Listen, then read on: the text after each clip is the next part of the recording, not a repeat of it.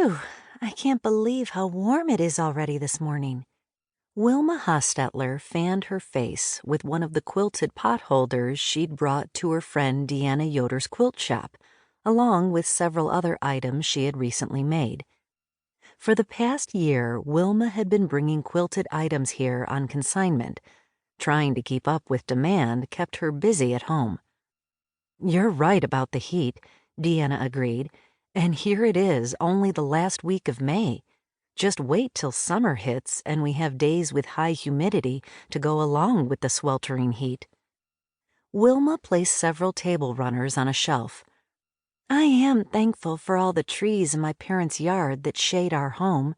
Without those, as well as the cross-draft we get through our open windows, it would feel much worse."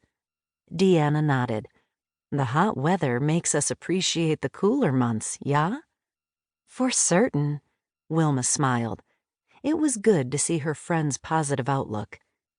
Deanna had been through a lot over the last few years.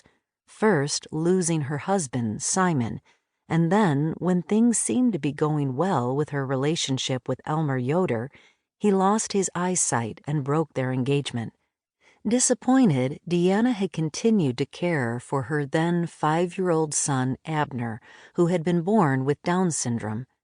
It had taken a lot of persuasion and a good deal of prayer before Elmer came to realize that his life wasn't over and he could support a wife and family. Now, 2 years later, Deanna had her own quilt shop, which had been built on the same property as their home. Elmer continued to work at Raymond Renault's furniture shop, in addition to making birdhouses on his own, which Deanna sold on the days she set up a table at the flea market in Belleville to sell her quilted items. Despite the hurdles they'd overcome, Wilma's dear friend and her husband had cheerful attitudes and a strong faith in God. "My life has been uncomplicated in comparison to Deanna's," Wilma thought as she took a quilted wall hanging from the oversized plastic tote she'd used to bring her items to the shop that morning. "Have you picked out the material for your wedding dress yet?" Deanna asked, bringing Wilma's thoughts to a halt. "Yeah, but I haven't started making it," Wilma replied. "The wedding isn't for another 6 months, so I still have plenty of time to get the dress done." Deanna moved closer and put her hand on Wilma's shoulder. "You and Israel are both even-tempered and kind, which is why you make a good couple and get along well. I'm sure you'll have a happy marriage." "I hope so, because I love him very much." Wilma sighed. "I can hardly wait to become Mrs. Israel Zook and raise a family together someday." "How many kinner would you like?" Deanna asked as she put the open sign in her shop window. "I'd like at least 4, but I'll be satisfied with however many children the good Lord chooses to give us." Wilma removed another wall hanging from the tote. "I look forward to motherhood sometime in the future, but right now my focus is on getting married and being the best wife I can be to my husband."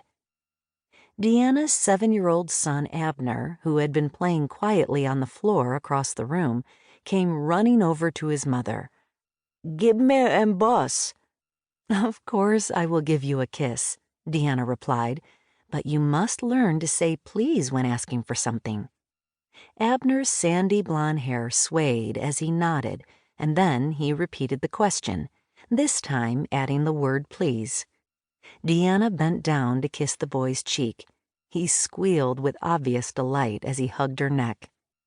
Although Abner could be a handful at times, Deanna had a special way with him and could get her son to do most anything she asked. He'd started school last year and seemed to be doing well with the help of the teacher who worked with special needs children. Now that school was out until the latter part of August, Abner would be with his mother in the quilt shop on the days it was open for business.